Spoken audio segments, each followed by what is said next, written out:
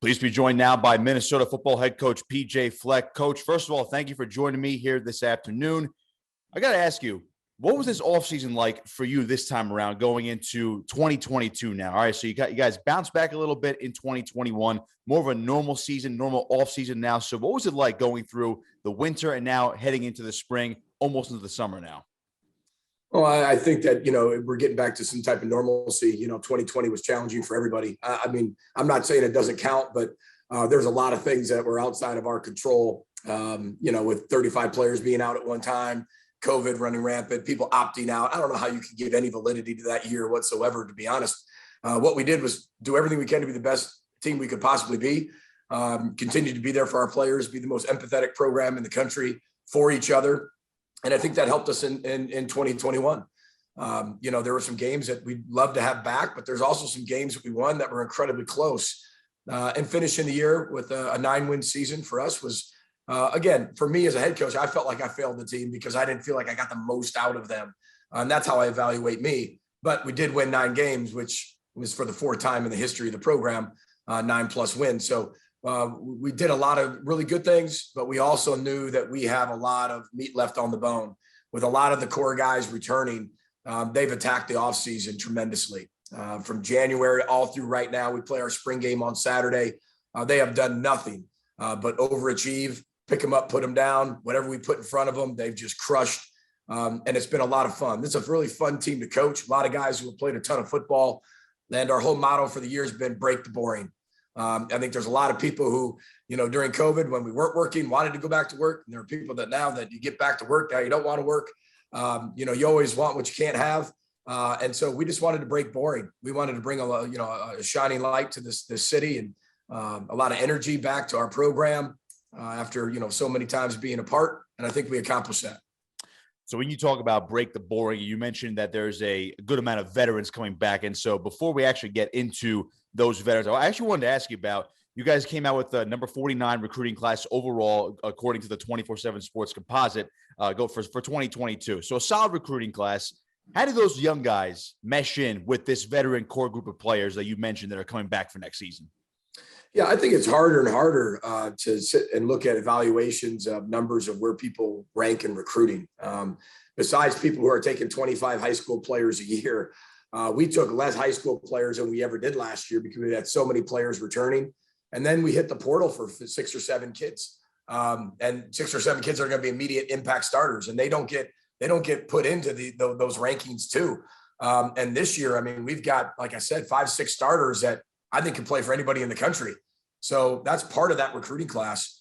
But I think that what we've done is we talk about this breaking the boring. We talk about trained behavior becomes boring habits. And what you do during those boring habits create instincts. They're either elite instincts or they're bad instincts, but they're instincts. So when you get in that boring stage, you better embrace that boring stage, and you better find a way to not make it boring where you're still getting 100%.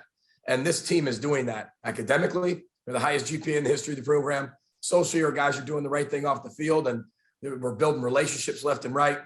Spiritually, they're believing in something bigger than themselves. And then athletically, these guys, like I said, have taken the next right step as a team to keep coming together. Now, nothing's guaranteed, but they've done everything we've asked them to do up until this point. Now, you mentioned, so going back to your breaking the boring mantra here, Tanner Morgan, quarterback, Muhammad Ibrahim, the running back, these guys are coming back. These guys are veterans of the program. They know all about you and your style in Minnesota football. Now, obviously, Muhammad tore his Achilles last year. He had a bad injury. He decided to come back. Tanner Morgan, same thing, decided to come back. One last run for these guys. How do they break the boring, so to speak, knowing that they have been here so long? You've seen them at their height just a couple of years ago. Obviously, there were some struggles over the past couple of seasons as well. What do these guys have to do to get back to that, basically to the peak of their powers in 2022 for Minnesota? Well, they got to keep chasing the challenge. I think one of the things you got to do every day is fight human nature. I think every day everybody's got to wake up and embrace challenge. No challenge is coming. Want challenge. Find a way to get it. Find a way to create it. And those guys definitely do. Muhammad Ibrahim did not have to come back, and he's had a long rehab. He's 100% healthy. He's going through Ramadan right now, so he's not going to be involved in spring ball. But you talk about a guy who breaks boring. Tuesdays and Thursdays, he's up at 3:30 in the morning working out with our running back coach, strength coach, equipment managers, and our trainers. And that's breaking boring. We had to file an NCAA waiver for that because we're not allowed to start earlier, but because of his religious beliefs, we got him to be able to do that. And he's attacked it. That's challenging. Tanner Morgan, getting Kirk Shiraka back is really going to help him. I think Tanner is so perfect for what we do and how we do it. He's the all-time winningest quarterback in Minnesota, but you got to break that. That's boring now. Nobody cares anymore. Now you got to find a way to be able to keep chasing the challenge, and he has. And he's embraced finding a way to live in that struggle and thrive in that struggle constantly. His father passed away last year. He still led us to 9 wins. Again, there's so many things that these guys have overcome. John Michael Schmitz is back, who I think is probably the leading contender for the Remington Award winner at center for next year. But again, he won't tell you that. I'll tell you that. But he's one of the best centers in the country. Chris Altman-Bell back again, because guys really care about the program. They care about each other. They care about the culture, and they want to see Minnesota on top. And I give them a lot of credit for investing in each other. So, Coach, going back a couple of years ago in 2019, you guys are this close, and I mean inches away from that Big Ten championship game. And then, of course, you mentioned before 2020, basically just throw it out the window for pretty much everybody, whether you were successful or not successful. And then last year, get back to that 9-win season. So you're approaching back to where you guys were in 2019, where everyone seemed, as I mentioned before, was playing at the peak of their powers. What do you have to do to recapture that magic? Or is it something different now in 2022 for you guys to compete for a Big Ten championship coming out of a Big Ten West that seems like now it's starting to rise? Everyone's improving over in that division over in the West. Well, there's fantastic coaches in the Big Ten. I think the Big Ten across the board has some of the best coaches in the country. And one thing that has happened is there's a lot of cultural sustainability now in the Big Ten. I don't think anybody even left the Big Ten this year. Everybody's still there. And they built really solid programs. No matter who it is, all 14 from top to bottom have solid programs with solid cultures, solid coaches, and really good rosters. And I think for us, like last year, we were one play away with Nebraska almost beating Iowa, going to the Big Ten championship, but we allowed it to be in somebody else's control, right? And we learned that lesson. But we were one play away, right, from going to the Big Ten championship last year. And then we were one series away from going to the championship in 2019. So we've been close, but close gets you cut, almost get you fired. That's the type of profession we're in. So we've got to be able to break. We talk about those 3 things, Nick, and it sounds redundant, but we have to be able to break boring. We have to do it for each other, right? And if we do that, we can soar to new heights. But we have things in our program like called 78%, finding ways to win, knowing how to win, winning the 1-possession games. What does it take to win the 1-possession games? Why did we lose? Certain games that could have helped us, within getting back or getting to the Big Ten championship. And our guys are very honest. They want the transparency. They want to be coached. They want to know exactly why. And that's what I love about this generation. Some people don't like it. I love it. I love that they always ask why, because in our program, you can always ask why. Why do we do this? Why do we do that? Why do we have this? Why do we have that? I'll tell you exactly why. This team chases that word all the time. Why? And I think that's why they've got a chance to be really good.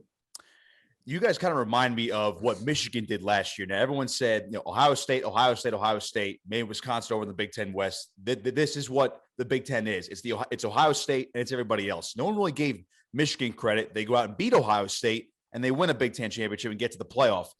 I say you guys remind me of them only because you're knocking on the door. It's been twice now where you're on the cusp of getting to that championship game. Do you feel like what Michigan was able to do last year can basically give you a model or some sort of path to say, you know what, Michigan did this, broke the Ohio State mold. Why not us? Do you have that type of mentality? Why not us? Well, I think we've always had that. That's why we're here. That's why we've signed a new contract here. That's why we love living here. That's why we love making a life here in the Twin City area.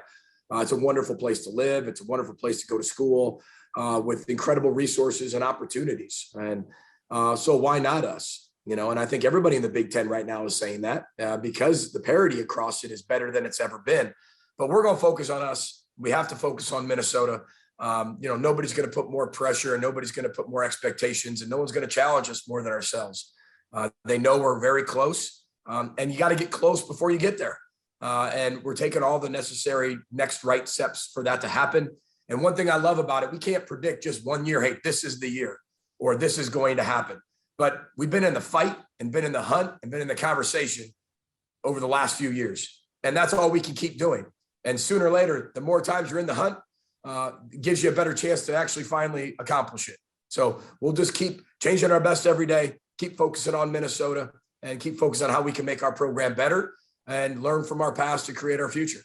Does that give you that extra motivation knowing that you have these experiences? And sometimes people can just live with constant success. Sometimes people can't live without, they go season to season and they say, you know what, we were this close, this close, this close. I don't know if I can do it anymore. What's that motivation like for you as a head coach for this football program, knowing that you had your ups and downs, but do you embrace those ups and downs rather than say, you know what, we weren't successful, I can't deal with this? Do you embrace those ups and downs? Well, I think every program has their challenges, right? I mean, a 9-win season at Ohio State, that's probably not going to be very good, right? For us, 9-win season, we've only had 4 of them in the history of our school, right? And so when you look at it, it's all relative. Okay. So for us, we're just working on taking the next right step. And we know where this program can be. We've seen how close we can be to getting there. And we are not afraid to keep embracing our past, looking at our past, learning from our past, but not living in it. And I think that's what I love about this football team is they're willing to go back. They're willing to reopen some of those scars on film, on cultural learning of what costs us those games, and then be willing to change, because change is really truthful listening. You got to be true to yourself. To be true to yourself, you got to know where you've been. You got to be willing to go back and at least look at it, learn from it, and then you got to listen to where you can go. And I think our team has done a really good job of that. So again, guarantees, who knows? My job is to get the most I possibly can out of the football team that's in front of us. Last year we lost 5 tailbacks. We had 4 wideouts out half the year, but we still found a way to win 9 games. And people talk about the offense not being so good, and I get that. But we still won 9 games, and we made some changes. And Kirk Chirac is back, and we fought through injury, and we overcame a lot of things. And again, we learned from all those things about what we can do, and that it takes all of us. One last one for you, Coach. Your message to the fans. And now I know you have a new mantra this year, but we're still rowing the boats, right? We're still. We're always rowing the boat. Yeah, we're not. Row the boat is the culture, right? The hyper-culture, row the boat. But breaking boring is just for right now. I like it. So your one last message to the fans. Going again. Spring practice. It's almost done. Summer's going to come. Everyone has that lull, but then we get back into football mode in August, and everyone's like, all right, Minnesota football's back. What do we do? What are the expectations? What can you say what can you say to Gopher Nation going into the 2022 season? I think it's just a great time to be a Minnesota fan, period. You got the Timberwolves in the playoffs. You got the Twins in first place. I mean, you've got Gopher football right around the corner here. It's just a wonderful time to be in the Twin City area. And I hope that, we talked about at the beginning, this cultural sustainability, and people are going to love our culture, love our program, love how we do it. And I hope they know that we've been in the hunt. We've been in the fight consistently. And sooner or later, one of these times, it can happen. And not sure when that's going to happen. I can't predict that future. But I hope our fans are really proud of what we're doing on and off the field. I hope they're excited about the season. They should be. And our players are working really hard to put a great product on the field for them here come the fall. Coach, really appreciate the time as always. Good luck this season. I'll keep rowing the boats for you as well. And break the boring. I'm gonna start using that. Summer's gonna be different this season. It's gonna be a little bit different. I like that. I'll keep using that. You got it, Nick. Row the boat, Sky Ma, go Gophers, and go T-Wolves tonight.